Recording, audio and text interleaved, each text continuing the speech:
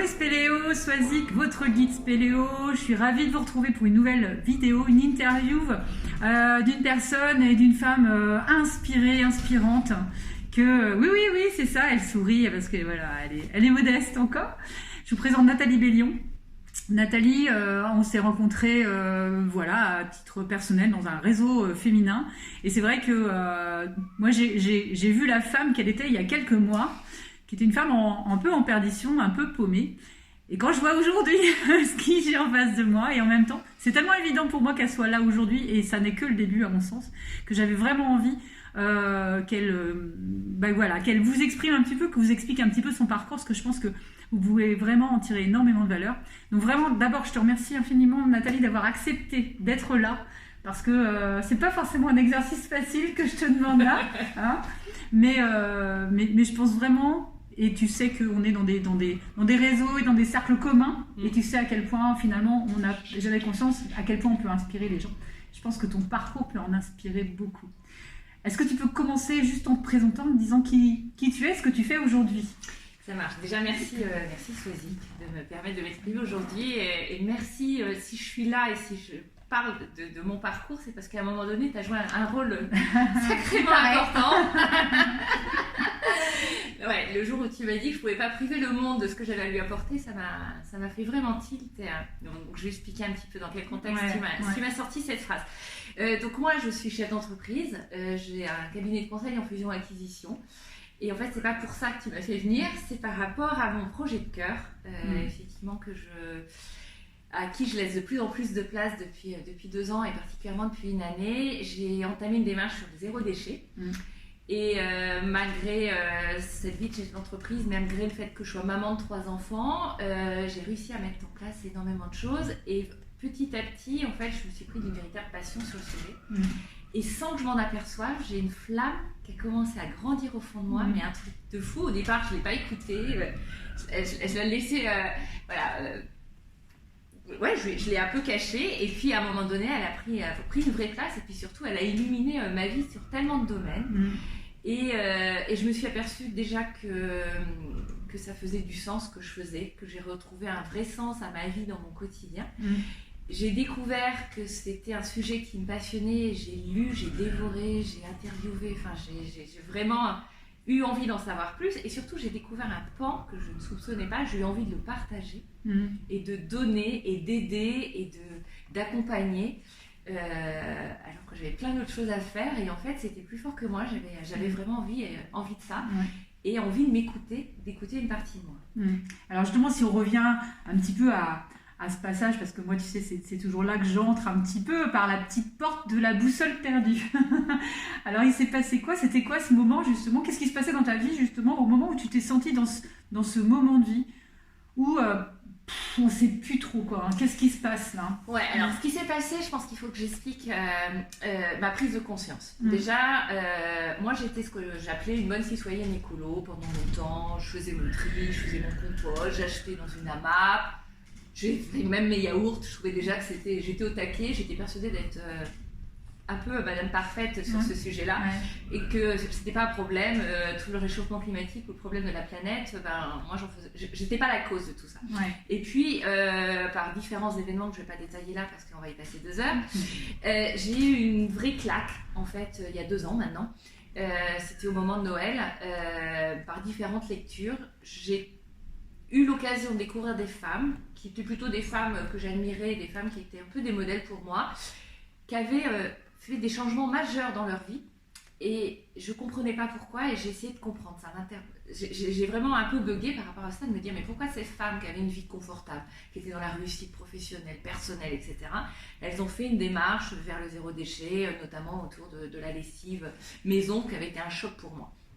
Et donc quand j'ai creusé, quand j'ai investigué, j'ai compris.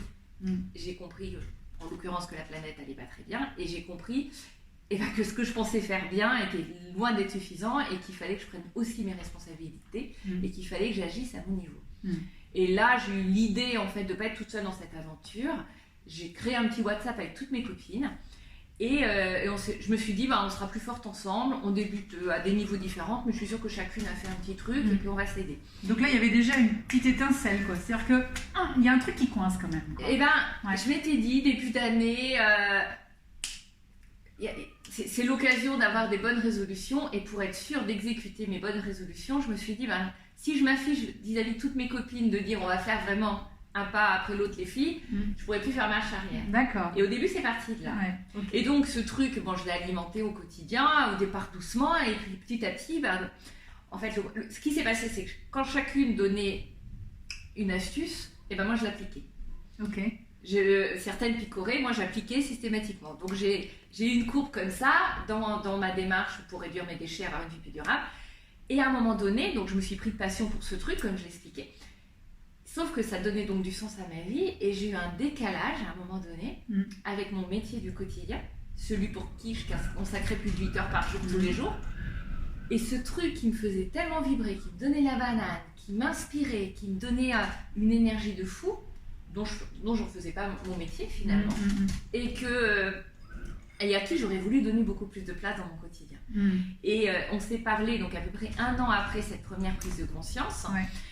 Et j'ai exprimé le fait, effectivement, que j'avais une énergie de fou, que j'avais une flamme et une passion que j'avais jamais ressentie avant, de toute ma vie. Et je me disais, mais est-ce qu'il ne faut pas demain que je lui donne plus de place, quoi ? Est-ce que je dois arrêter de lui mettre un chapeau ou un couvercle ?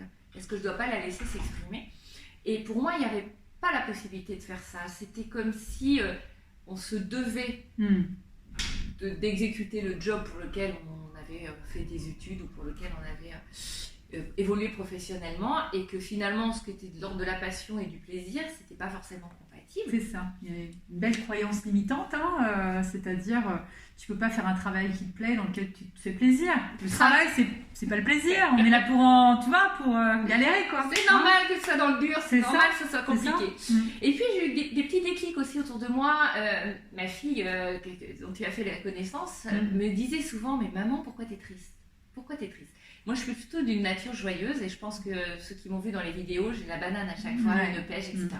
Or, je me suis rendu compte par son expression que mon travail normal me donne pas la banane. Alors déjà, il est complexe, j'achète et je vends des entreprises, c'est pas simple. Mais je suis dans un environnement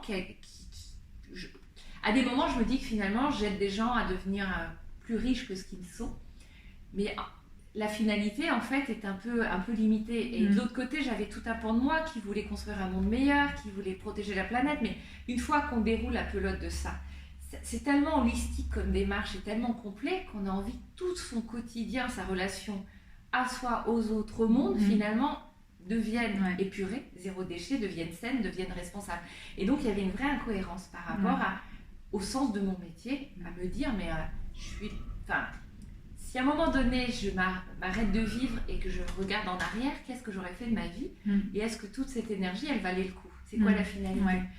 Et donc en fait, c'est cette incohérence, mais à ce moment-là, perçue comme une incohérence. Et justement, tu le dis toi-même, parce que tu expliques, ça a été quand même Je sais que c'était compliqué à un moment pour toi et que tu as vraiment réussi à passer ce cap-là, c'est-à-dire oser finalement assumer pleinement à la face du monde, entre guillemets, que tu t'engageais là-dedans et que tu étais, malgré le fait que tu avais le sentiment qu'il y avait une incohérence, que ton métier d'acheter, de vendre des entreprises n'était pas vraiment compatible avec quelque chose de durable en fait. Donc qu'est-ce qui se passait pour toi à ce moment-là ? C'était quoi cette espèce de conflit intérieur ? Alors ça a été compliqué en fait. J'ai mis des mois parce que entre cette période où tu as commencé à mettre des étincelles dans mes yeux, à me dire mais si c'est possible potentiellement de vivre de ta passion, et oui c'est possible de l'exprimer, et tu devrais laisser parler ce que tu as au fond de toi. Il s'est passé plus de 6 mois encore derrière avant que je puisse assumer. Ce que je faisais vis-à-vis du zéro déchet, du durable, je le faisais de façon cachée en fait. Mon WhatsApp, il était ouvert à un univers de gens qui me connaissaient, mais j'en parlais très peu à l'extérieur. Mon nom n'était jamais affiché et mes clients, mes prospects n'étaient pas du tout au courant.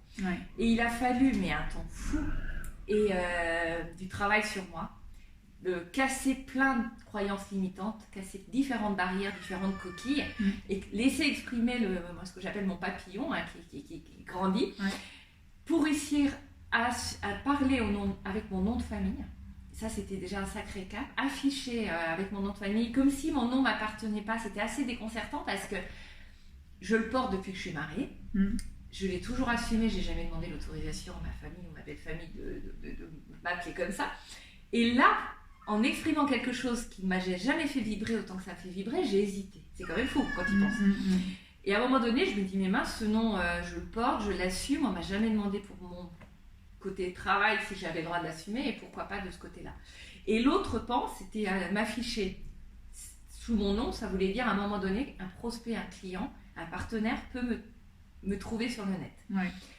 Et comment il va percevoir le fait que je puisse être cette professionnelle qu'il connaît et cette personne engagée. Et c'était quoi cette peur justement derrière en fait? Qu'est-ce qui était problématique pour toi là-dedans?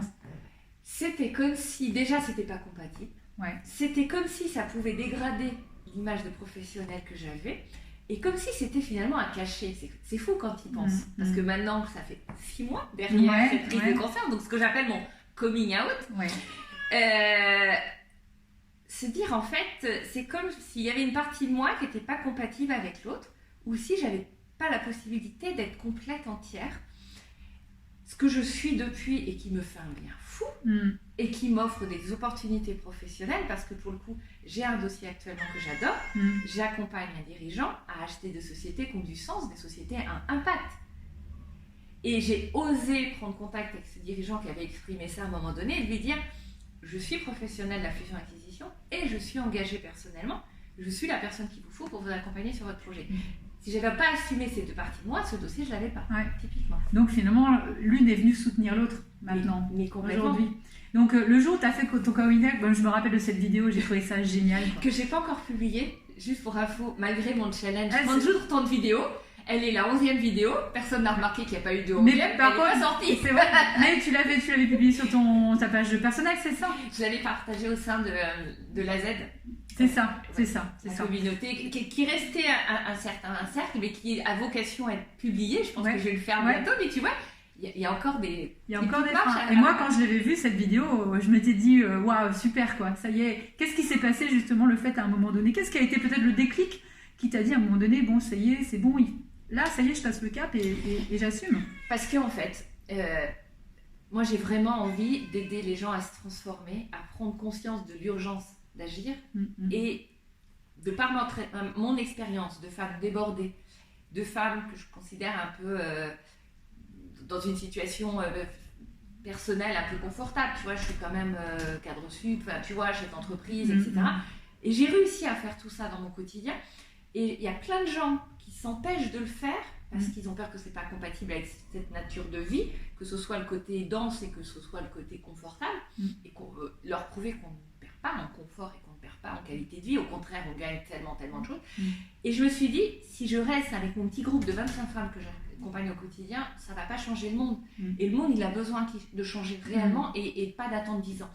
Et si je n'ose pas faire l'effort de casser ces coquilles et ces barrières, ces chaînes que j'ai, je ne pourrais pas aider les gens en fait. Et donc je suis obligée de casser ça pour prendre mon envol, pour laisser le papillon s'envoler et pouvoir parler au plus grand nombre.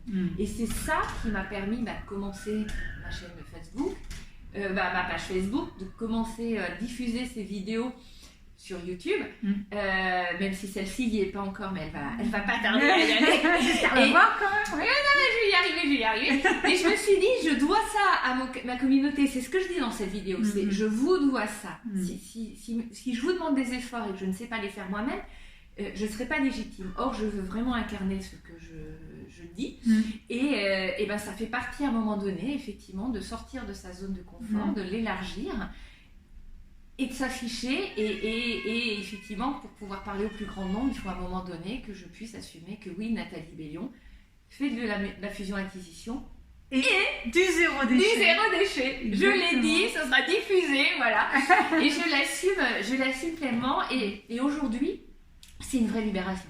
Et qu'est-ce que ça a changé justement dans ton rapport à ton autre métier où tu disais, voilà, j'ai un métier qui ne m'éclatait pas, etc. Qu'est-ce que ça a changé justement? Alors, tu en as parlé un petit peu en disant que ça t'a permis d'avoir un nouveau client, mais il y a un truc qui était hyper intéressant et là, on revient aussi sur comment je fais, parce que moi, c'est quelque chose que j'ai traversé aussi, et même chose, j'ai réussi à le faire, parce qu'en fait, on n'a pas conscience que même si on est maman, même si on a des enfants, j'ai maman-enfant, ça va un peu ensemble d'ailleurs, pardon. Je veux dire, quand on même conjoint, pas de conjoint, moi j'en avais pas, t'en as un, bref, mais bon, il y a aussi d'autres charges par rapport à ça, qu'on a effectivement des obligations, puisque on a aussi des obligations sociales, etc. Et qu'on veut développer un projet, et c'est vrai que parfois on se dit, je vais jamais y arriver, il y a déjà trop de trucs à faire. Mais finalement, et moi c'est vrai que j'ai cette expérience-là aussi, mais j'aimerais que tu en parles. Qu'est-ce qui s'est passé pour toi, le fait, est-ce que ça t'a fait peur de dire à un moment donné, ça y est, je donne la place que je veux, et comment je vais le faire, est-ce que je vais y arriver, etc. Qu'est-ce qui s'est passé et comment tu y arrives aujourd'hui? Alors, déjà, moi à un moment donné, cette notion, j'ai perdu ma boussole, c'était un peu, j'avais du mal à travailler tous les matins, parce que j'avais du mal à trouver du sens à ce que je faisais tous les matins. Et à côté de ça, j'avais mon petit WhatsApp, dans lequel j'aurais pu passer des heures. Tous les matins, je leur envoyais plein de choses, je lisais plein de choses, je leur envoyais et je me restreignais à limiter dans le temps, mais si je m'étais écoutée, ça aurait pris toute la place dans la journée. Et à un moment donné, déjà, j'ai voulu donner un nouveau sens à mon travail du quotidien en disant c'est un moyen pour gagner de l'argent et j'en ai besoin pour libérer du temps pour mon autre projet. Donc c'est important de trouver l'énergie pour le faire parce qu'il va servir l'autre. Et surtout, ce que j'ai découvert en laissant donc de la place à mon autre projet, tous les matins, je me suis dit qu'une heure tous les matins, en commençant ma journée, alors j'ai la chance d'être indépendante et de pouvoir créer mon organigramme comme je veux, bien que j'ai des journées mais d'une densité de fou derrière, mais tous les matins de 9 à 10 en fait, je travaille sur mon projet. Et ça me donne la banane dès le matin quand je me lève. J'arrive au bureau, je suis au taquet parce que je sais que je vais travailler sur mon projet. Alors parfois c'est pas le matin, ça va se mettre l'après-midi, mais je m'octroie toujours un timing. Je sais que tous les jours je vais avoir cette énergie de fou dans mon projet, je vais me remplir de joie, de bonheur, d'énergie, parce qu'en fait ce qui est dingue, c'est quand on fait ce qu'on aime, on décuple son énergie, on se sent forte, on se sent, il y a des ailes à nouveau qui poussent, quoi, c'est assez dingue, et cette énergie, et ben du coup elle me permet d'être tellement plus efficace dans le reste. J'ai sur ces 3 derniers mois carburé sur mon métier de la fusion-acquisition comme jamais. J'ai signé un nombre de nouveaux clients absolument dingue et je suis persuadée qu'en face, ils perçoivent cette énergie nouvelle que j'ai en moi. Ils perçoivent le fait que je sois complète, que je sois bien dans mes baskets, que j'assume complètement ma dualité et mes deux parties de moi-même. Et que ça doit renvoyer quelque chose d'ultra positif parce que j'ai des retours sur l'autre métier et j'ai une énergie d'exécution que j'avais pas avant en fait. Et aussi parce que comme je dois combiner les deux et que j'ai vraiment envie de faire avancer mon projet de cœur, et bien j'ai envie d'être efficace sur l'autre, mais je suis au taquet quoi, je suis poum poum poum, je déroule les trucs et aussi je gagne en confiance en moi, c'est fou parce qu'en fait c'est chaque petite couche, là je suis en train de me remplir à l'intérieur de moi et ben ça ressort dans mon quotidien mais dans tous les niveaux. Ouais, c'est ça. Et comment tu t'organises même de façon très pragmatique par rapport à tes enfants, à ta famille, à toutes les obligations que tu as aussi parce qu'il a fallu donner de la place à ça. Et là on est dans cette notion d'équilibre de vie aussi. Ouais, alors déjà le challenge pour une femme c'est équilibre vie pro, vie perso. Moi j'ai fait rentrer une vie écolo déjà dedans. Et maintenant, je rentre une vie d'entrepreneuse de cœur, en plus, tout ça. Alors, à des moments, c'était un petit peu tendu à la maison, je dois quand même le reconnaître. Notamment parce qu'en parallèle, je suis une formation sur tout ça, donc la fameuse AZ, donc qui prend du temps, là aussi. Et à un moment donné, il a fallu que j'exprime vis-à-vis de mon conjoint, en fait, alors déjà, qu'il voyait sa femme se transformer sur le zéro déchet, sur quoi il n'était pas forcément d'accord, c'est mon chéri, si tu vois cette vidéo, faut le reconnaître.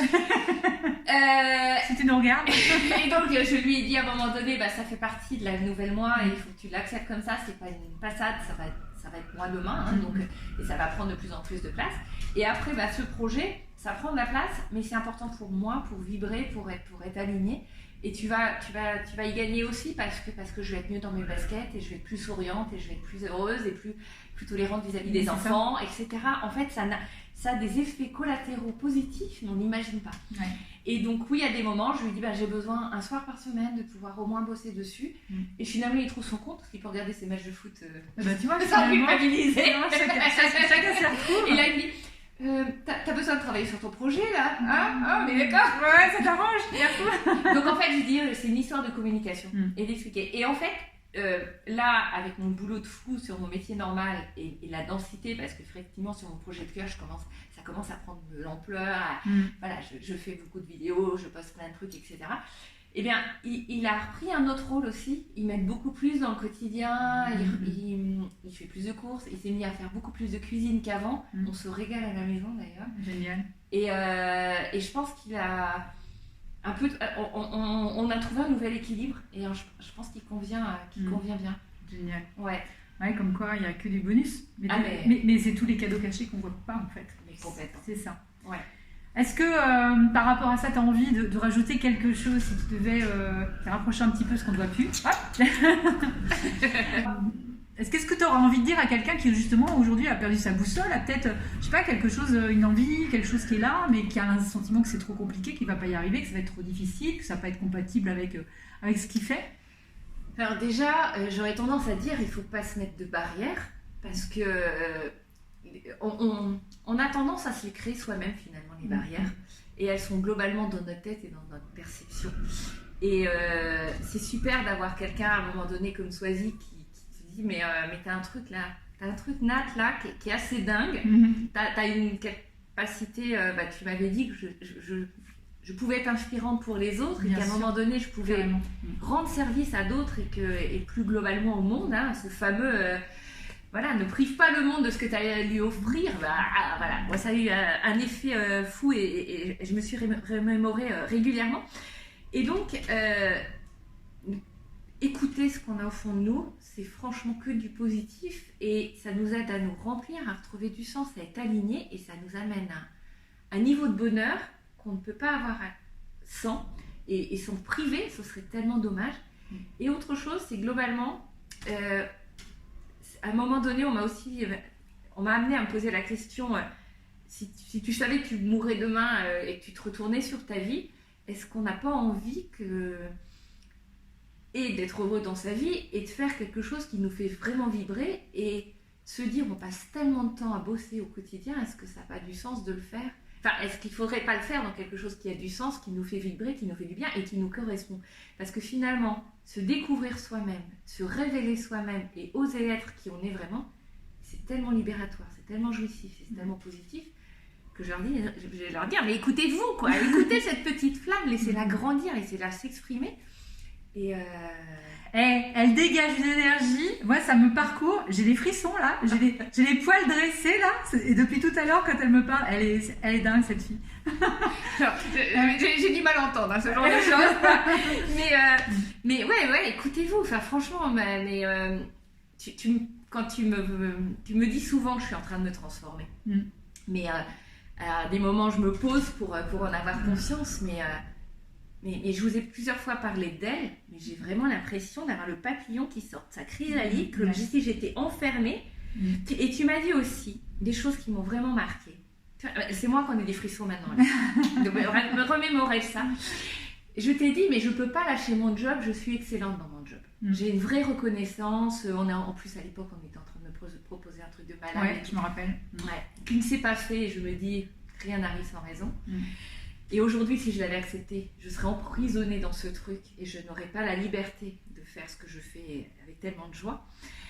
C'était, mais si tu es bonne dans ce que tu fais, alors que tu vibres pas pour, t'imagines ce que ça va donner quand tu vas faire un truc qui t'éclate. La preuve. Et donc, cette capacité qu'on a en nous pour un truc, on l'a forcément pour d'autres domaines, quoi. Et il y a d'autres choses aussi, et si ça marche pas, qu'est-ce qui t'empêche de revenir à ce que tu faisais avant? Cette compétence, tu ne vas pas la perdre. Cette compétence, par exemple, la fusion-acquisition, mais même de commercial d'une façon générale, elle est en moi, elle ne va pas partir. Et si je me donne 6 mois, 1 an pour faire ce qui m'éclate, qu'est-ce qui m'empêche de le faire? Et autre chose, c'est quand vous vous lancez, ne vous dites pas, par exemple, vous rentrez dans la cage au lion, vous ne dites pas Je vais essayer de dompter le lion. Tu le domptes ou tu le domptes pas, quoi. Eh ben, tu rentres dans la cage et tu le domptes et tu peux pas faire marche arrière. Parce que si tu le domptes pas, tu te fais bouffer. C'est ça. Et donc, boum, tu y vas, tu déroules le truc, tu fonces et go, quoi. Et tu y vas, quoi. Ouais. Waouh. Merci Nathalie, c'était génial.